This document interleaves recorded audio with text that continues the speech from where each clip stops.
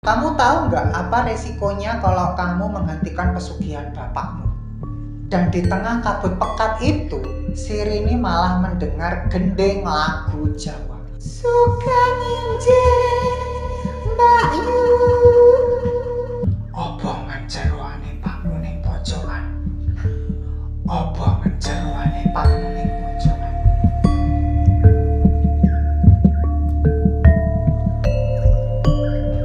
Halo Joy, penonton WKO yang cantik dan ganteng dan semoga enggak gendang. Kabarnya baik ya. Hari ini aku ketemu sama kalian lagi. Dan hari ini aku mau membahas kisah mistis di pendakian gunung, yaitu judulnya Pesugihan Gunung Welirang. Seperti apa ceritanya? Jangan kangkung diwadai gelas. Yuk ayo langsung dibahas.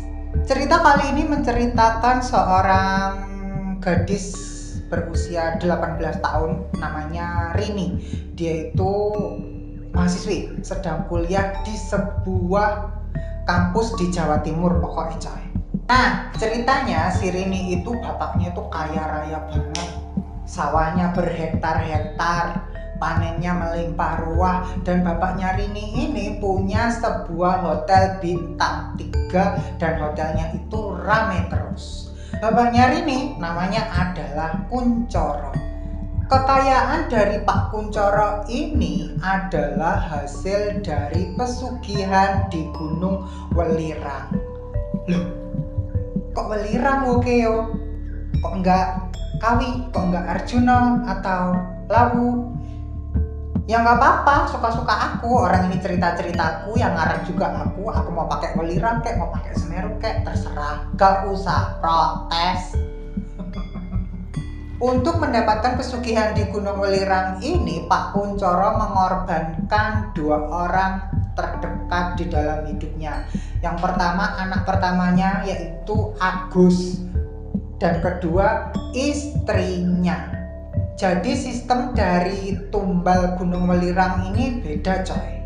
Bedanya tuh gini, sekarang ini Agus sama istrinya Pak Kuncoro itu dia dirawat di pondok jiwa yang ngurusi orang-orang gila. Jadi Agus sama ibunya itu jiwanya diambil sama penghuninya Gunung Welirang itu coy. Jadi tumbalnya nggak mati, hidup, tapi yang mati jiwanya. Dan Agus sama ibunya ini di pondok jiwa tatapannya kosong, pikirannya kosong, orangnya hidup tapi nggak hidup. Yaitu akibat dari pesugihan Pak Kuncoro di Gunung Welirang. Sampai pada suatu hari Rini pun mikir-mikir dong ya, waduh ini kalau begini terus bakalan gak baik ini. Dan Rini pun berniat dan bertekad untuk menyembuhkan Mas dan ibunya. Dan Rini juga pengen menghentikan pesugihan bapaknya. Langkah pertama yang dilakukan Rini adalah mendatangi Mbah Sabariman. Mbah Sabariman ini adalah dukun tua di desanya, pokoknya dukun sepuh. Dan Mbah Sabariman ini dulu adalah perantaranya Pak Kuncoro untuk mencari pesugihan di Gunung Welirang. Dan di zaman dulu Mbah Sabariman ini juga penambang di Gunung Welirang. Selain menjadi penambang di sana, Mbah Sabariman juga ngilmu di Gunung Welirang. Makanya jadi sakti mandraguna, jadi mengerti seluk-beluk di Gunung Welirang, dan bisa memberikan jalan kepada orang-orang yang ingin melakukan pesugihan di Gunung Welirang. Singkat cerita, si Rini pun datang ke rumah Mbah Sabariman. Dia langsung ngomong gini ke Mbah Riman, "Mbah, aku minta tolong dong Mbah." "Minta tolong apa Nduk?" "Aku tuh pengen masku sama ibuku balik ke rumah lagi Mbah. Aku nggak mau hidup sama bapakku lagi, aku udah nggak betah hidup di lingkungan pesugihannya bapak Mbah." "Loh, kok gitu? Kenapa? Bukannya kamu bahagia, uangmu banyak, kamu mau apa keturutan, mau ini keturutan." "Ya tapi tetap saja Mbah, namanya barang nggak halal ya, nggak nyaman deh aku Nggak mau wes. Aku wes nggak betah hidup sama bapakku. Tiap hari di rumah itu loh hawanya semeriwing mbak. Hawanya tuh kayak ngeri gitu loh mbak. Wes pokoknya aku mau ibuku sama kakakku balik mbak. Begitu coy curhatnya Rini ke Mbak Sabariman ini. Dan Mbak Sabariman pun langsung memberikan wejangan. Tapi Rini, Nduk Cahayu, kamu tahu nggak apa resikonya kalau kamu menghentikan pesugihan bapakmu? Memangnya apa mbak? Satu, masmu sama ibumu sehat lagi, kembali lagi sama kamu. Tapi gantinya nanti bapakmu yang gila. Rini dengan tegas langsung jawab, wah ya nggak apa-apa mbak, wes biarin nggak apa-apa mbak, bapakku yang gila aja nggak apa-apa mbak, yang penting jangan kakakku sama ibuku. Oke. Terus yang kedua Rin, itu nanti semua hartamu akan hilang. Kamu nggak apa-apa tak kalau hidup biasa-biasa lagi Nduk? Boten napa-napa mbah, nggak apa-apa mbah. Saya lebih baik hidup sederhana, hidup apa adanya tapi saya bahagia mbah. Daripada kayak gini, hidup bergelimang harta tapi aku ngenes mbah, hatiku nelongso mbah. Wes singkat cerita akhirnya Mbah Sabariman memberikan sebuah kitab kuno kepada Rini. Ini Dok, kitab kuno ini untuk kamu. Kamu baca baik-baik, kamu pelajari baik-baik. Cara-cara untuk menghentikan pesugihan bapakmu dan membawa kembali ibu sama masmu ada di dalam kitab ini. Lah ya gimana nggak bingung lah wong tulisannya pakai aksara Jawa Hono Coroko. Lah dia sama sekali nggak ngerti. Tapi Mbak Sabariman langsung memberikan solusi. Dan solusinya adalah sebelum Rini membuka kitab itu dia harus membaca mantra yang sudah dibisikkan sama Mbak Sabariman. Untuk menyembuhkan Kang Mas dan ibunya, otomatis si Rini ini harus ke Gunung Welirang dong. Dan dia pun disuruh untuk melewati jalur Tretes. Dan singkat cerita lagi, Rini pun sudah sampai di pos pet bocor, tempat registrasi Gunung Welirang via jalur Tretes. Sebelum dia membuka kitabnya, dia merapal mantra dulu yang kemarin sudah dibisikkan sama Mbak Sabariman. Mantranya tuh pakai bahasa Jawa coy. Mantranya begini. Langit sapitu, bumi sapitu diiseni wong golek ngil. Langit sapitu, bumi sapitu tak rumaksa mlebu awakku. Ngilmu dadi dhuwur kaya dhuwure gunung. Setelah membaca mantra itu, wush, kabutnya tuh tiba-tiba datang coy. Tebel banget. Tebel, pekat, pokoknya jarak pandang itu nggak jauh. Dan di tengah kabut pekat itu, si Rini malah mendengar gendeng lagu Jawa. Suka nginjen Mbak Yu jenengan pon disumanggaken. Rini langsung semeriwing tuh ya, bergidik semua. Waduh, apa ini? Apa ini? Tapi tak lama kemudian kabutnya tuh hilang. Wush, wush, wush, wush, wush, wush. Setelah benar-benar hilang, pet bocor pun juga hilang. Bangunannya nggak ada. Di depan mata Rini sekarang malah ada gapura selamat datang ala-ala zaman kerajaan dulu. Dan gapuranya itu terbuat dari emas murni. Warnanya itu kemilau-kemilau gitu loh coy.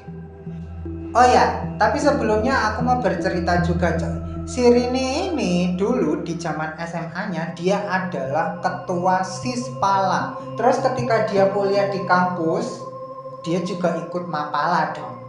Ya namanya Mapala, namanya Sispala, kehidupannya tuh pasti udah nggak jauh-jauh toh ya dari gunung.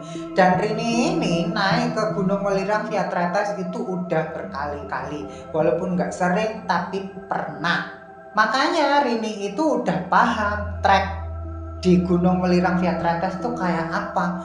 Lah ini dari pos pet bocor aja itu suasananya udah jadi kayak gitu. ini pet bocor kok malah jadi gapura kayak gini. Bangunannya juga hilang. Rini ke Gunung Welirang itu sendirian karena syarat dari Mbak Sabariman, Rini itu harus berangkat sendiri, tidak boleh ditemani sama siapapun. Ketika dia berjalan di jalur tretes, dia tambah bingung.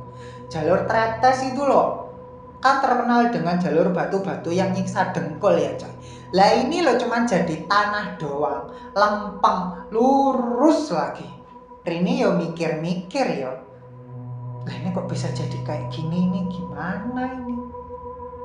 Tapi ya wis bola, Rini tetap jalan dan jalan lagi. Beberapa menit kemudian dari arah depan itu muncul rombongan prajurit. Ya prajurit dari zaman-zaman kerajaan gitu coy. Jalannya itu bareng, baris dan rapi sekali. Ketika berpapasan sama Rini, anehnya tuh mereka nggak melihat keberadaan Rini loh. Jadi Rini tuh kayak nggak ada gitu coy. Setelah 3 kilometer berjalan, kemudian Rini mengambil kitabnya dan sebelumnya membaca mantranya dulu. Langit sapitu, bumi sapitu diiseni wong golek ngilmu. Langit sapitu, bumi sapitu tak raksa mlebu awakku. Ngilmuku dadi dhuwur kaya dhuwure gunung. Kitab yang dipegangnya tuh langsung mengeluarkan cahaya, lap lap lap lap, kayak lampu blitz kamera gitu coy. Tulisan di dalamnya yang tadinya aksara Jawa Hanacaraka itu secara ajaib berubah menjadi aksara Latin. Jadinya si Rini ini bisa memahami isi kitab itu. Selamat datang di Patirtan Anteng-Anteng. Setelah Rini baca kalimat itu, ajaib coy. Kanan kiri dia, di sekitarnya dia, yang semula itu hutan belantara, pohon-pohon, kemudian menjadi patirtan. Suara airnya tuh terdengar gemericik, kricik, sahdu gitu. Setelah itu dibaca lagi dong kitabnya. Selamat datang di Patirtan Anteng-Anteng. Air di Patirtan Anteng-Anteng ini bisa membuat hasil panen melimpah ruah. Untuk mendapat air di Patirtan ini, kalian harus menyerahkan jiwa anak sulung kalian. Kalau anak sulung kalian laki-laki, itu malah lebih baik lagi. Dan hasilnya akan lebih maksimal lagi. Habis baca kalimat yang satu ini, Rini yo langsung inget di rumahnya. Setelah masnya masuk pondok jiwa dan menderita gila, hasil panen bapaknya itu benar-benar melimpah ruah coy. Sawahnya itu berhektar-hektar, ditanemin ini panen banyak, ditanemin itu panen banyak. Rini pun menggumam, Pak Boy ajan gedang terang. Bapakku itu memang gila, kok ya bisa anaknya ditumbalin biar dia jadi kaya gitu. Tetangga kanan kirinya itu loh sampai bilang, bayah, hasil panennya Pak Kuncoro itu pokoknya gak masuk akal. Lah masa sawah segitu jadinya jadi segitu? Ini pasti pesugihan ini. Setelah itu Rini kembali membaca kalimat berikutnya di dalam kitab kuno. Rini harus membaca mantra dulu. Dan mantranya itu ada di dalam kitab itu coy. Mantranya tuh kayak begini. Engkang rumeksoni papan panggonan iki dalam badhe sowan dhateng panjenengan. Wush. Lah kok tiba-tiba itu ada angin datang tuh kencang sekali coy. Habis itu badannya Rini tuh kayak tersentak deyak gitu. Kayak ada yang rasuki jiwanya gitu loh. Habis kerasukan itu, si Rini itu malah nembang lagu Jawa. Nyuwun sewu kula dugi dateng mriki badhe mandheng dulur kula. Ini aneh pokoknya aneh. Rini itu loh nggak suka lagu Jawa, nggak suka lagu sinden, Dan dia juga nggak bisa nyinden, dan dia nggak bisa nyanyi lagu Jawa. Tapi kenapa sekarang dia kok bisa nyanyi lagu Jawa, coy?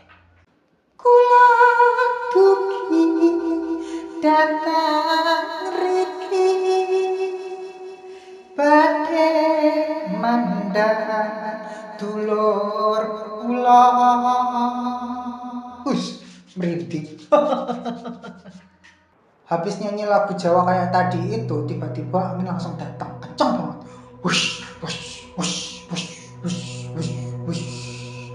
Rini itu badannya langsung kedinginan gitu, coy. Dan tiba-tiba dia itu mendengar sebuah bisikan. Obongan jeroane pakmu ning pojokan. Obongan jeroane pakmu ning pojokan. Artinya tuh bakarlah celana dalam bapakmu di sudut batu itu. Dan habis ada bisikan itu, di belakangnya Rini tiba-tiba itu ada batu besar, coy. Dan di sudut batu itu ada api. Sebelum Rini datang ke Tretes, dia emang sudah dikasih tahu sama Mbak Sabariman kalau dia harus membawa celana dalam bapaknya yang habis dipakai dan belum dicuci sebanyak 3 buah. Wes, Rini nggak mau pikir panjang, dia keluarkan sempak bapaknya itu dari dalam tasnya, langsung dibakar di situ. Wuku wuku wuku wuku, hilang sudah sempaknya. Habis sempaknya hilang, nah dari balik batu itu muncullah kakaknya si Rini, Agus. Dia langsung menghampiri Rini dan memeluknya erat-erat sambil nangis. Rin, makasih ya karena udah nolong aku. Iya mas, aku udah kangen sama mas. Mereka berpelukan tuh erat banget. Terus lagi enak-enaknya pelukan gitu, si Agus hilang lah. Rini yo kaget toh. Tapi dia udah dikasih tahu sama Mbak Sabariman bahwa nanti kalau dia ketemu Agus nanti akan begini, kalau ketemu ibunya dia nanti akan begini. Jadi ya walaupun kaget tapi ya nggak kaget-kaget banget gitu, coy. Setelah ritual di Pater Tangan-Tangan selesai, Rini melanjutkan perjalanan ke Goa Watu. Jalanan menuju ke Goa Watu ya tetap ya dari tanah lempeng, lurus, nanjak ya nggak nanjak banget. Pokoknya enak lah buat dekul. Dan anehnya, selama melakukan perjalanan ini, badan Rini itu tidak capek sama sekali, dia tidak lelah sama sekali. Padahal kalau dia naik Gunung Arjuna Welirang lewat Tretes, seremok redam pokoknya, coy. Ajur mumur. Dan di dalam perjalanannya itu, dia kayak melewati sebuah perkampungan dari zaman kerajaan dulu. Di kanan kirinya itu banyak rumah jejer-jejer gitu loh. Dan gaya bangunannya itu kayak bangunan zaman dulu lah ya. Dan yang lebih aneh lagi, suasana sepi, nggak ada manusia sama sekali. Orang-orangnya pada kemana ya? Gak tahu deh. Singkat cerita sampailah Rini di Goa Watu dan di situ banyak batu-batu. Dan Rini pun segera membuka kitab kuno dari Mbah Sabariman. Selamat datang di Goa Batu. Bila kalian ritual di sini dan akhirnya mendapat wangsit, ambillah 9 buah batu. Bawalah pulang untuk mendirikan usaha properti. Tapi dengan syarat tumbalkanlah istrimu. Ya Rini ya malah jadi keinget yang ada di rumah dong. Bapaknya itu sekarang punya usaha hotel bintang 3 di kotanya. Dan hotelnya itu paling rame di antara hotel-hotel yang lain. Yes, masuk akal lah ya. Kalau bapaknya pernah melakukan pesugihan di Goa Watu ini, terus mengambil batu untuk membuat bangunan hotelnya itu. Dan kemudian istrinya ditumbalkan. Rini yang gumam lagi dong, coy. Wah, sancen gendeng bapakku ini. Sesuai anjuran di kitab kuno itu, Rini segera bersila di tengah-tengah goa. Ia pun membaca sebuah mantra. Cukup semantan wangsit pampunan iki pun sah ditersakakan. Cukup semantan wangsit pampunan iki pun sah ditersakakan. Wush. Wush, angin langsung datang lagi kencang. Wush, wush, wush, wush, wush. Badan Rini kedinginan lagi coy. Terus kayak ada yang merasuki lagi dalam dirinya. Dan seperti kayak di Patirtan anteng-anteng, di Gua Watu ini Rini kembali nyinden lagi. Padahal dia itu nggak bisa nyinden. Boro-boro kok nyinden. Seneng lagunya aja enggak.